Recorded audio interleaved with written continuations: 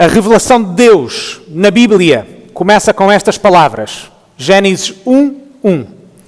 No princípio, criou Deus os céus e a terra. Todo o conhecimento começa com Deus, o único Deus. Um Deus transcendente, eterno e infinito.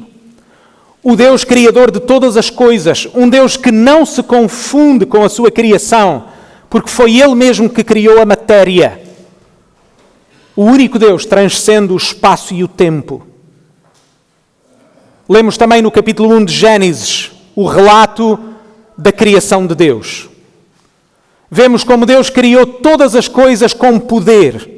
Lemos antes de cada ato criador, e disse Deus. Deus criou todas as coisas pelo poder da sua palavra. Deus criou todas as coisas também de forma ordenada.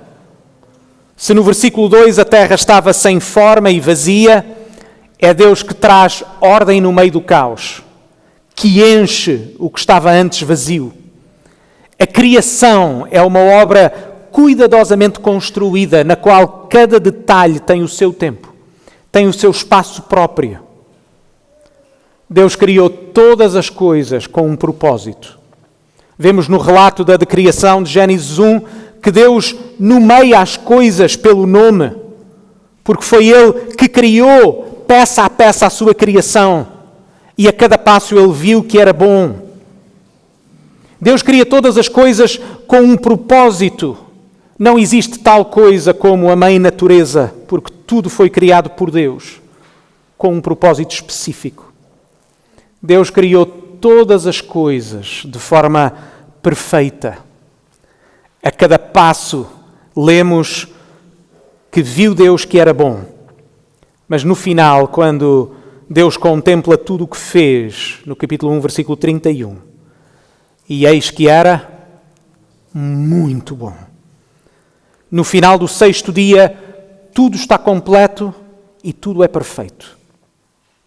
Meus queridos irmãos, lembremos-nos isto. A Bíblia revela-nos que a criação sobrenatural de Deus não é um problema para ser resolvido pela nossa ciência. É sim um mistério para ser admirado pela nossa fé. De um Deus maravilhoso, eterno, majestoso, que criou todas as coisas pelo poder da sua palavra, que tudo é obra das suas mãos. Mas finalmente também nós lemos ainda no capítulo 1 de Gênesis, na segunda parte do 6º dia, no último dia da criação dos céus e da terra, o clímax de toda a criação.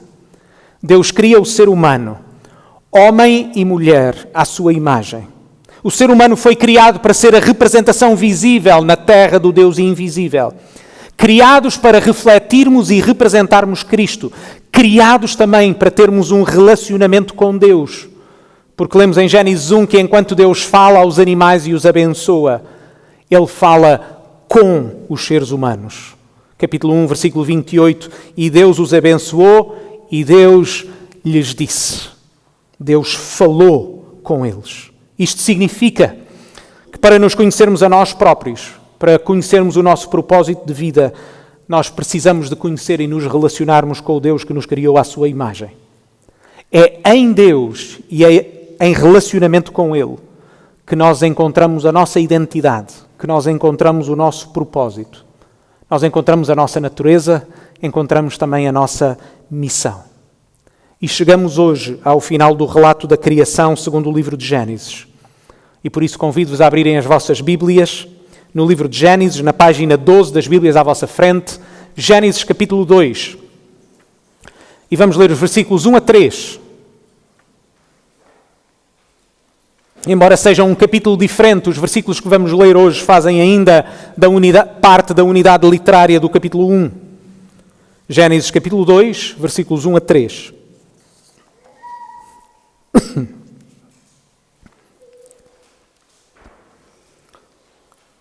Lemos assim na palavra de Deus.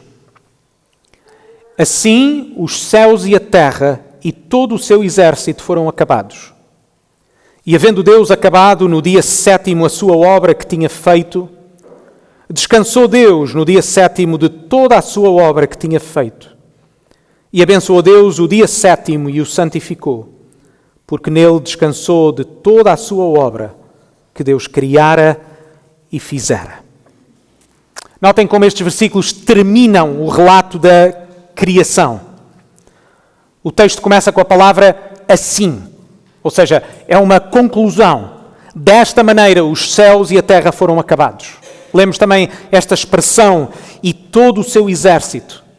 Refere-se a todos os seres vivos que Deus criou para ocupar, para encher a terra que Ele mesmo criou e deu forma. No sétimo dia tudo está terminado. A obra está completa.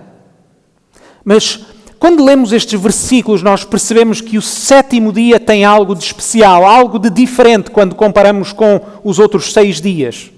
Notem como nos primeiros 6 dias Deus traz ordem no meio do caos, Deus enche o que está vazio, mas no sétimo dia nós temos descanso. No sétimo dia nós já não ouvimos a expressão "e disse Deus".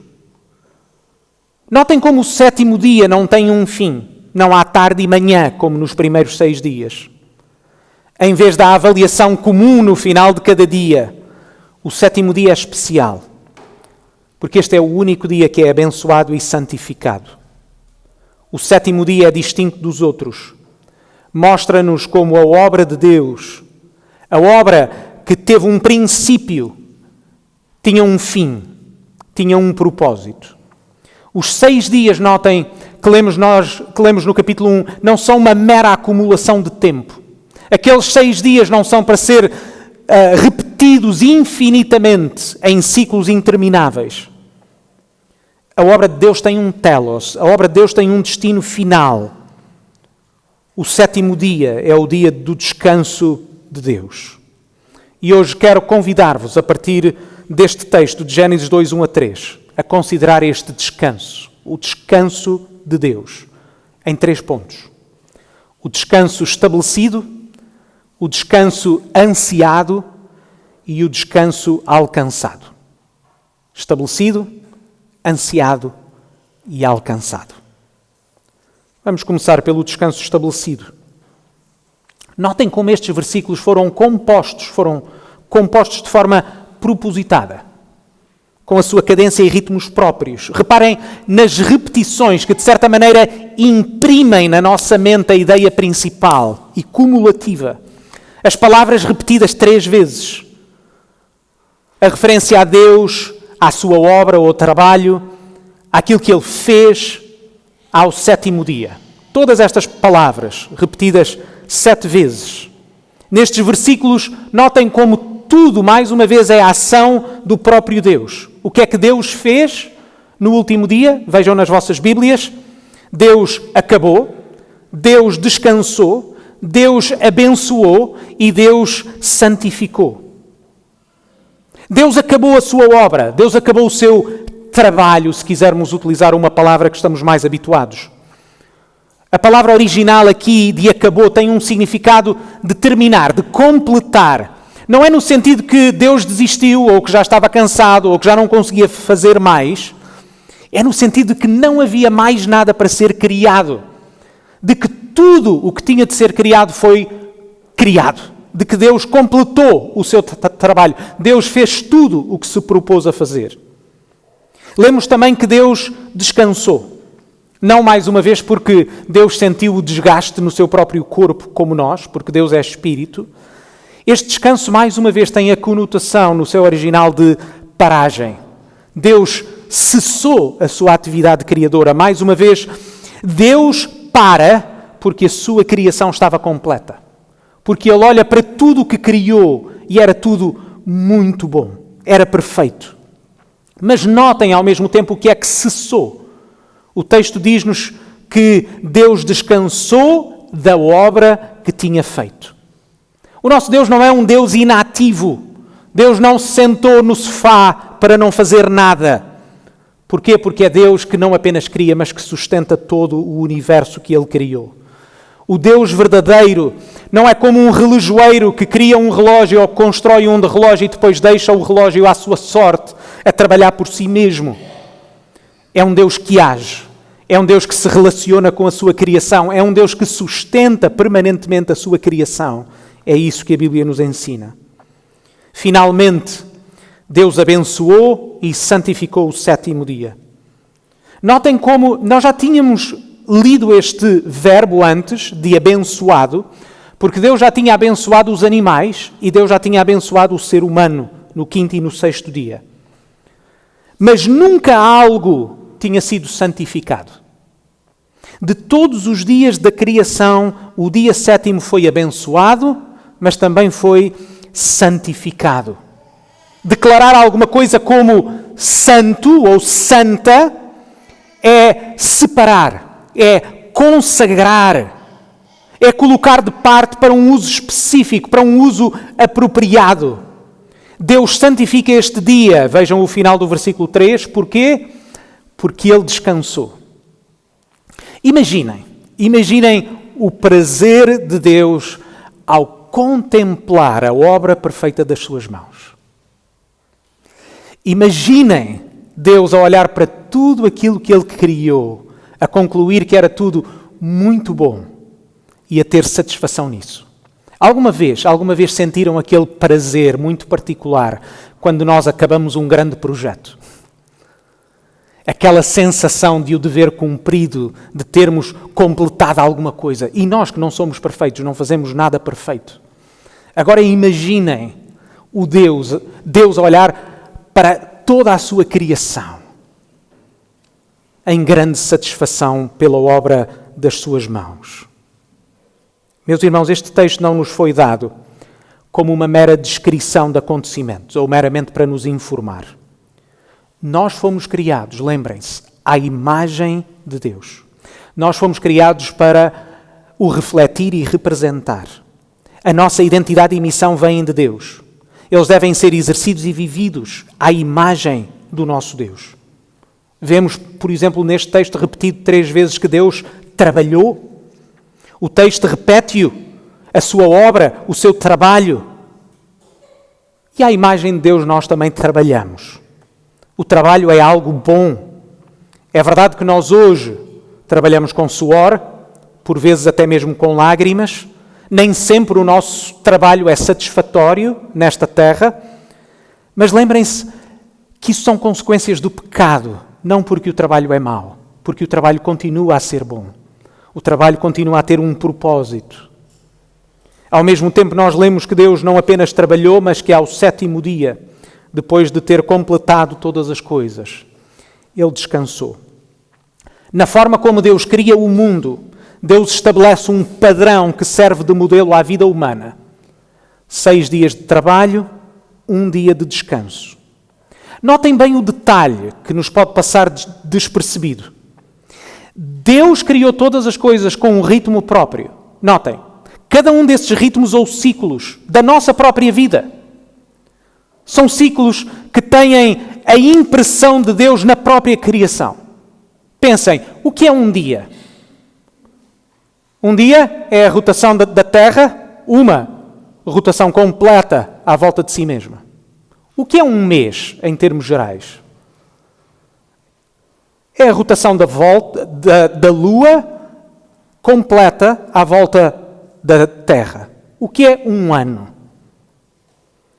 É a rotação da Terra, uma volta completa ao Sol.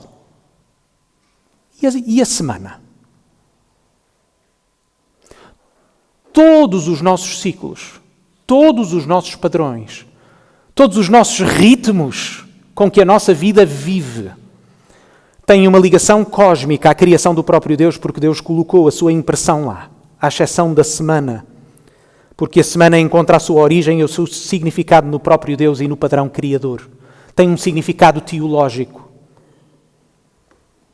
Finalmente, notem que Deus abençoou e santificou o sétimo dia. No relato de Gênesis 1, quando lemos que Deus abençoa, a bênção implica também uma função, uma ordem. O ser humano foi abençoado em forma de mandamento. Frutificai, multiplicai e enchei a terra e sujeitai-a e dominai. A bênção e a santificação do sétimo dia, notem, não são por isso apenas um registro histórico, são um ritmo que Deus inscreve na sua criação e que serve como uma ordem sagrada do tempo. O ser humano é chamado a viver segundo este ritmo divino. 6 dias de trabalho, de todo o tipo dos nossos afazeres. Um dia santo, consagrado, separado. Notem ainda que cada um dos 6 dias termina com este refrão. Foi a tarde e a manhã. Cada dia tem um início e um fim. Mas o 7º dia não tem esse refrão. E não foi porque Moisés se esqueceu. O descanso do 7º dia não é apenas uma pausa. É um fim. É um propósito. É o resultado final. É o facto de que a obra está completa. De que não existe nada mais para criar. Isto é importante porque também ao ser humano foi dada uma missão. Lembram-se? Mais uma vez, Gênesis 1, 28. Vejam nas vossas Bíblias. E Deus os abençoou e Deus lhes disse: frutificai e multiplicai-vos e enchei a terra e sujeitai-a e dominai sobre os peixes do mar e sobre as aves dos céus e sobre todo o animal que se move sobre a terra. A missão que Deus deu ao ser humano também pressupõe um fim, o cumprimento da sua obra. Também o ser humano foi criado para o 7º dia, porque era suposto que o homem e a mulher, depois de frutificarem e multiplicarem, pudessem encher a terra, dominar a terra à imagem de Deus. A terra ficar cheia da glória de Deus através das suas imagens. Também a missão humana tinha um fim, para o qual o ser humano devia fazer todas as coisas. Mas infelizmente o ser humano não foi capaz de cumprir essa missão. É aí que nos leva ao ponto número 2. Porque o descanso foi estabelecido no descanso do próprio Deus, mas o descanso passou a ser um descanso ansiado. A Bíblia relata que o homem e a mulher, criados à imagem de Deus de forma perfeita, eles pecaram, eles desobedeceram a Deus. Em vez de cumprir a sua missão, foram expulsos da presença de Deus. E a consequência do pecado atingiu a própria missão que Deus tinha dado ao ser humano. Vamos depois estudar mais tarde, mas lemos em Gênesis 3 estas palavras como consequência do próprio pecado, como castigo do próprio pecado. Maldita é a terra por causa de ti.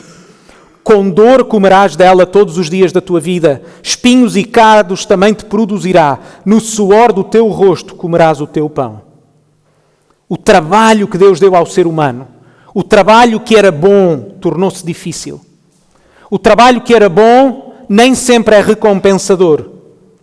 A terra que deveria ficar cheia da glória de Deus passou a ser uma terra amaldiçoada.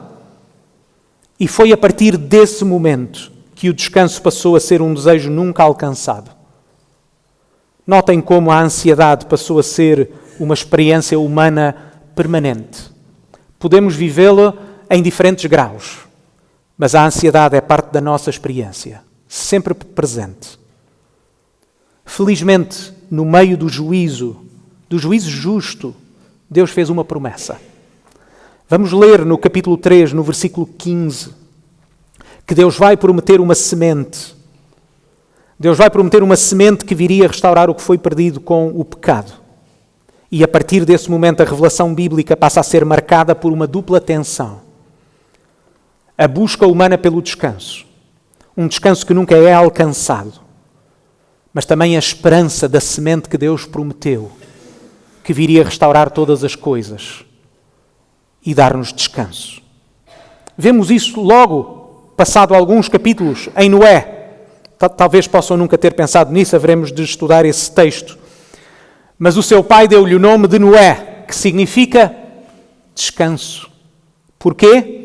Porque nós lemos em Gênesis 5, 29, porque Ele nos consolará acerca das nossas obras e do trabalho das nossas mãos, por causa da terra que o Senhor amaldiçoou.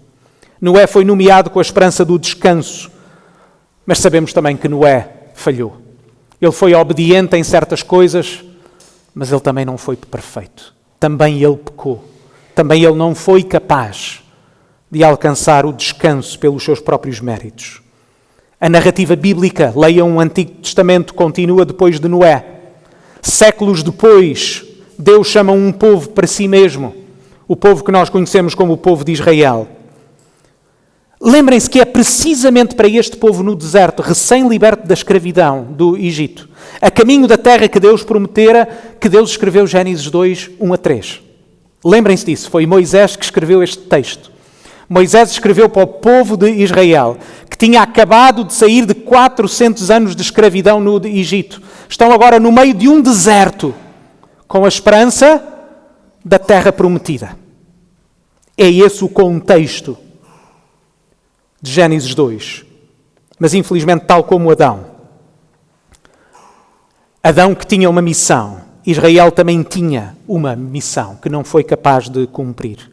Lemos, por exemplo, em Êxodo 19, 5 e 6, quando Deus diz ao povo: se diligentemente ouvires a minha voz e guardares a minha aliança, então sereis a minha propriedade peculiar de entre todos os povos, porque toda a terra é minha.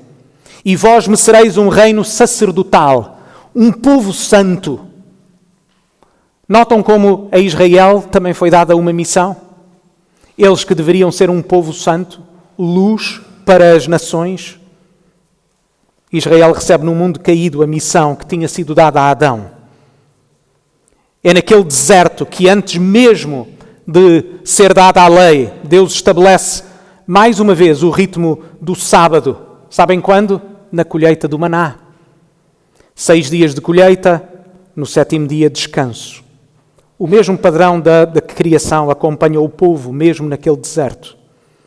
E este padrão é então depois dado naquele que nós conhecemos como o 4º mandamento da lei que foi dada a Moisés. O mandamento do dia do descanso aparece 2 vezes na lei, mas aparece com razões diferentes. Deixem-me chamar a vossa atenção para este facto. Notem o que nós lemos em Êxodo 20, 8 a 11. Nós lemos estas palavras: lembra-te do dia de sábado para o santificar. 6 dias trabalharás e farás toda a tua obra, mas o 7º dia é o sábado do Senhor teu Deus. Porque em 6 dias fez o Senhor os céus e a terra, e ao 7º dia descansou. Portanto, abençoou o Senhor o dia do sábado e o santificou. É o mesmo autor, a escrever para as mesmas pessoas que ele tinha escrito Gênesis 2, 1 a 3, com a mesma linguagem.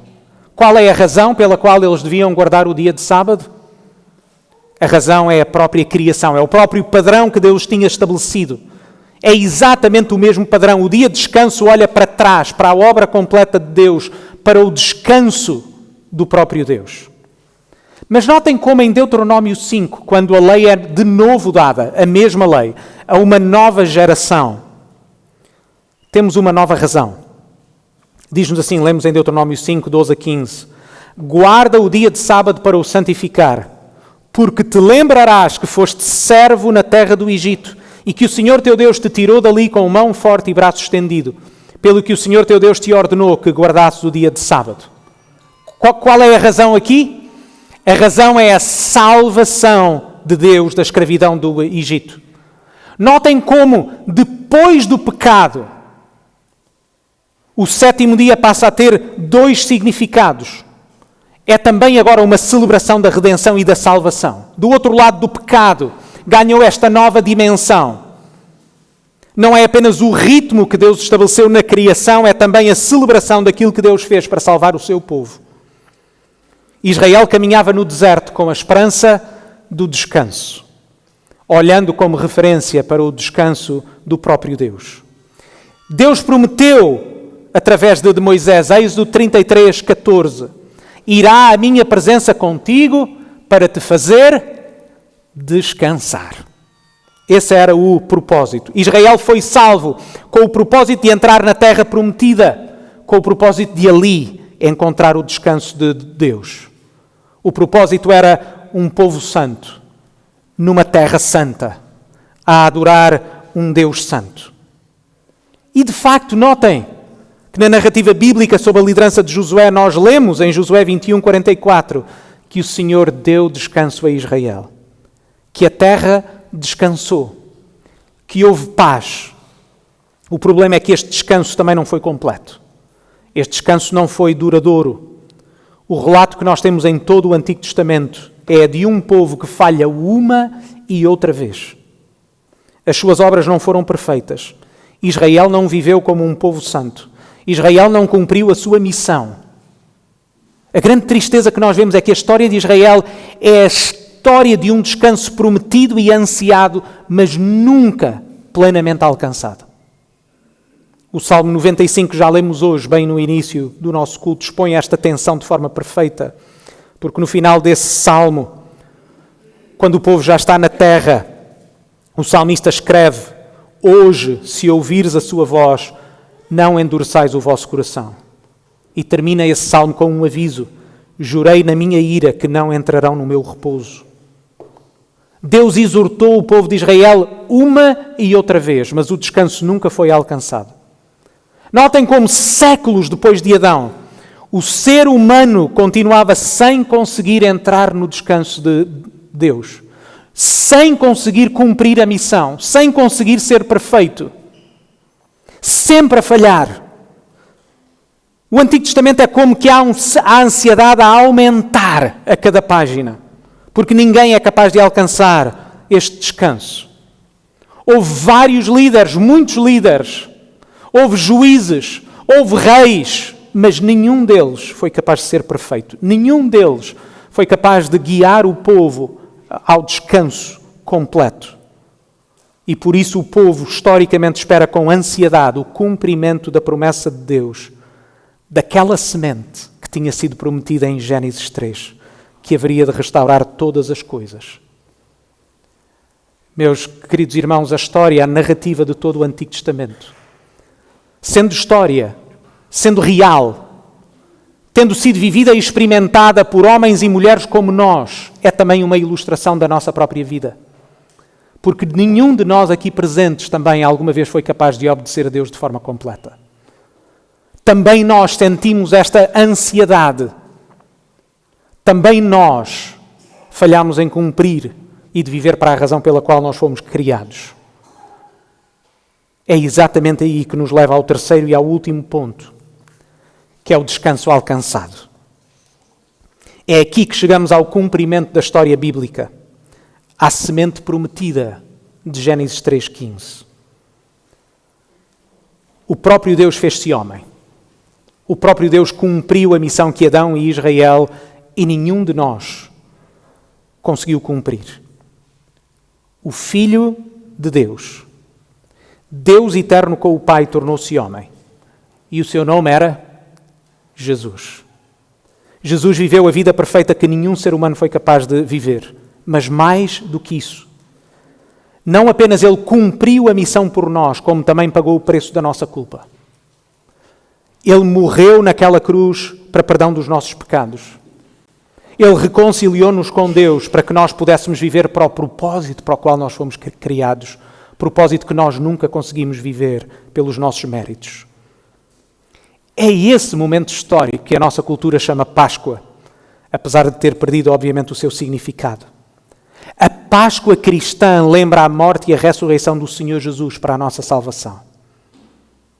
Foi exatamente naquela cruz que o Senhor Jesus afirmou as palavras mais dolorosas, mas também as palavras mais doces que ainda hoje podemos ouvir. Depois de ter cumprido a missão que o Pai lhe deu, depois de ter vivido a vida perfeita, de ter obedecido ao Pai em todas as coisas, ao entregar-se naquela cruz para pagar a culpa dos nossos pecados, naquela sexta-feira, no Monte Calvário, Jesus exclama: está consumado. A palavra com a mesma raiz do verbo usado em Gênesis 2 para descrever a obra completa de Deus. Jesus na cruz exclama: a minha obra está terminada. Eu completei tudo o que era necessário para salvar o meu povo. O Senhor Jesus conseguiu cumprir o que nenhum de nós conseguiu cumprir. O que Adão não foi capaz, o que Israel não foi capaz. O Senhor Jesus viveu uma vida perfeita, completa, em obediência plena. Mas ainda mais, Ele submeteu-se à morte.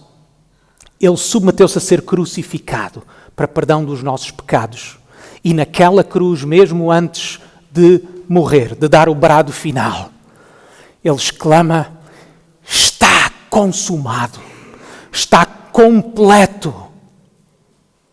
Eu cumpri a obra que o meu Pai me deu. E 3 dias depois, o Senhor Jesus ressuscitou. Ele venceu o pecado. No 3º dia, a morte foi vencida pela ressurreição. E a ressurreição ocorre no 1º dia da semana, que é o início da nova criação. É por isso, queridos irmãos, que nós precisamos de nos lembrar isto uma e outra vez. Precisamos de anunciá-lo a todos, que só em Jesus é que nós podemos alcançar o verdadeiro descanso. É porque Ele veio com a missão de nos salvar, é porque Ele veio com a missão de nos reconciliar com Deus, que foi Ele próprio que disse estas palavras. Lemos em Mateus 11, versículos 28 e 29. Vinde a mim, todos os que estáis cansados e oprimidos, e eu vos aliviarei. Tomai sobre vós o meu jugo e aprendei de mim, que sou manso e humilde de coração, e encontrareis descanso para as vossas almas. Jesus não está a oferecer um prazer momentâneo, Jesus não está a oferecer uma alegria passageira, Jesus oferece-nos o 7º dia. Jesus oferece o descanso para o seu povo. Jesus oferece a todos os que vêm a Ele, a todos os que se arrependem dos seus pecados, a todos os que colocam a sua fé nele. Jesus oferece este descanso e esta salvação. Meus irmãos, hoje nós ainda não vivemos este descanso de forma plena. Nós vivemos o que alguns chamaram o já e o ainda não. Porque, por um lado, nós já descansamos em Cristo, nós já estamos unidos a Ele. Porque Jesus fez tudo o que era necessário. Porque Ele disse: está consumado. Não existe nada para acrescentar. A todos os que estão unidos a Cristo, já descansamos nele. Já estamos nele. Já temos esta certeza da nossa salvação. Mas, ao mesmo tempo, ainda existe um descanso para vir. Ainda sentimos os efeitos do pecado na nossa vida e no mundo à nossa volta.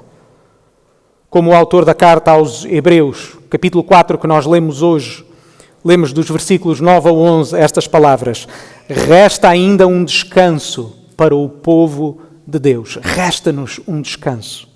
E depois acrescenta: porque aquele que entra no descanso de Deus, também ele descansa das suas obras, como Deus das suas. Procuremos, pois, entrar naquele descanso, para que ninguém caia no mesmo exemplo de desobediência. É por isso mesmo que nós ainda hoje vivemos o padrão que Deus estabeleceu na sua criação.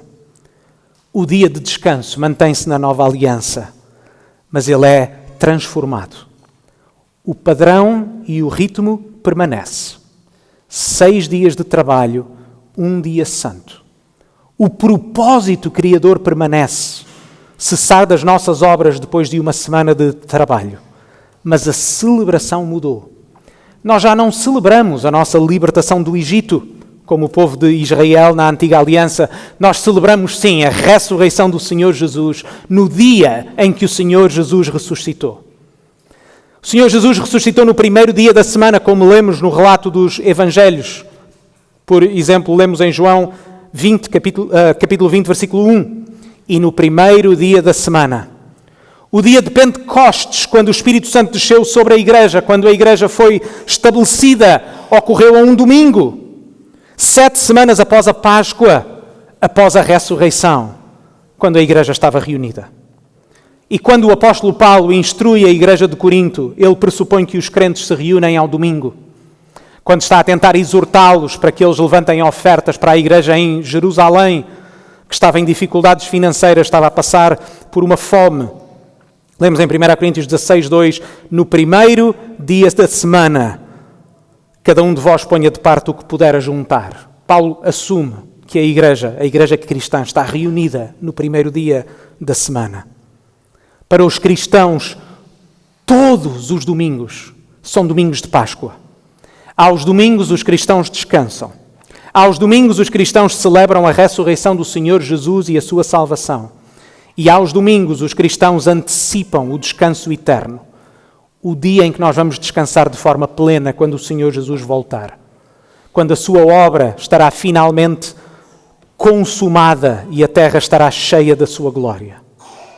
É exatamente por isso que a nossa confissão de fé, que nós já lemos durante este culto, afirma que o dia do Senhor deve ser mantido sagrado para propósitos religiosos, pela abstenção de todo o labor secular e pela preparação, isto é a linguagem de Hebreus 4, e pela preparação para aquele descanso que restará para o povo de Deus. Meus irmãos, o dia do Senhor é, antes de mais, uma dádiva de Deus a nós. O próprio Jesus disse, Marcos 2, 27, o sábado foi feito para o homem e não o homem para o sábado. Deus não nos deu este dia como um fardo para nós cumprirmos, mas como um presente a ser recebido com alegria. Permitam-me dizer, queridos irmãos, pessoalmente, no meio das inúmeras responsabilidades que tenho ao longo da semana, o domingo é a maior alegria. O domingo dá-me a liberdade de poder estar convosco, dá-me a liberdade de poder louvar convosco, dá-me a liberdade também de não ter que fazer outras coisas. Dá-me a liberdade de poder descansar. Dá-me a liberdade de dormir a minha sesta à tarde, à exceção dos dias que temos Assembleia. Entenda, irmãos, este dia é uma dádiva. É-nos dado para nós termos liberdade de não termos que trabalhar, de podermos descansar. Mas também parar de trabalhar ao domingo é um ato de fé. É confiar que Deus governa o mundo sem a nossa ajuda. É eu saber que no meio das inúmeras responsabilidades eu vou poder parar no domingo para louvar a Deus. E saber que Deus está no controle de todas as coisas. Segunda-feira virá. Segunda-feira virá o tempo de eu voltar aos meus e-mails, de eu voltar aos meus estudos, de eu voltar às minhas aulas, de eu voltar à preparação de inúmeras coisas. Mas ao domingo eu posso descansar. É um ato de fé. É imitar o nosso Deus que depois de completar a sua obra, descansou. Por isso, deixem-me ser prático. Apenas algumas coisas muito simples. Como forma de exortação. No dia do Senhor, confia em Deus e descansa. Não desprezes essa dádiva, não a desperdices. Se ainda trabalhas neste dia, torna como uma das tuas principais prioridades da tua vida não ter que trabalhar ao domingo. A não ser que o teu trabalho seja um trabalho de necessidade. Sabem o que é um trabalho de necessidade? Temos, por exemplo, médicos que precisam de trabalhar ao domingo. Temos profissões que são necessárias para o bem-estar dos outros. Mas nós que vivemos numa sociedade ansiosa, que lutamos nós próprios contra a nossa ansiedade, o dia do Senhor é um dia em que nós somos convidados para descansar em Cristo, junto com a nossa igreja. O dia do descanso é um dom universal. Notem isto, irmãos. É um dom dado a todos. No quarto mandamento, até os animais têm direito a descansar. Isto significa que ao guardarmos o dia do Senhor, não apenas paramos nós próprios de trabalhar, mas não devemos fazer com que outros trabalhem para nós. Ao fazermos outros trabalharem para nós, estamos a roubar aquilo que é uma dádiva de Deus na sua vida, mesmo que eles não o reconheçam. Guardar o domingo é também um ato de amor ao próximo. Deixem-me dizer um princípio que temos enquanto família. É um princípio simples. Não trabalhamos e procuramos não fazer nada que exija que outros trabalhem para nós. Lembra-te que o dia do Senhor é o dia em que o povo de Deus se reúne. Este dia não é para ser vivido em isolamento. Não é um dia solitário, não é um dia individual. É a igreja reunida. É a palavra pregada. É a oração partilhada. É a comunhão entre os irmãos. São os meios de graça que Deus nos dá neste dia. Não troques o privilégio de estar com a igreja por qualquer outra coisa. É aqui, reunidos, que encontramos Cristo na sua palavra, nas suas ordenanças. Usa este dia para te alimentar espiritualmente. Usa este dia de forma apropriada para fortaleceres a tua fé. Foca-te na palavra de Deus, na oração, na comunhão com os irmãos. Nós vivemos vidas tão ocupadas. O domingo é o dia em que paramos e investimos naquilo que dura para sempre. Finalmente, exercita a tua esperança em Cristo. Ainda não chegamos ao descanso eterno. O dia do descanso de Deus ainda está por vir, mas cada domingo aponta para Ele. Ainda resta um descanso para o povo de Deus.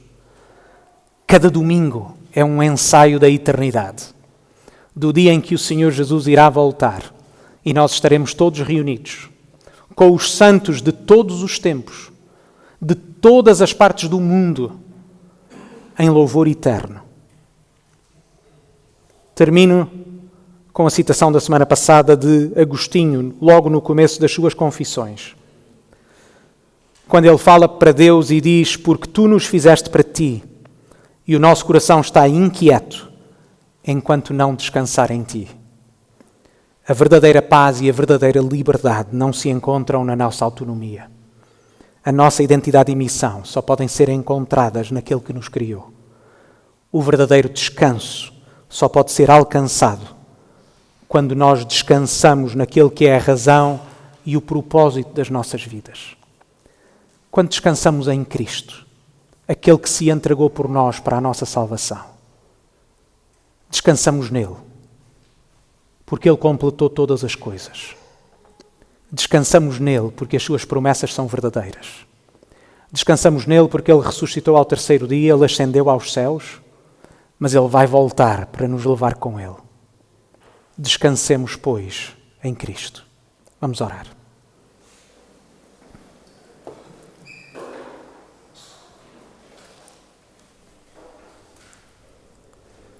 Pai do céu, nós te agradecemos porque tu fazes todas as coisas bem, todas as coisas de forma perfeita, que tu criaste todas as coisas com uma ordem, com um propósito, com um ritmo.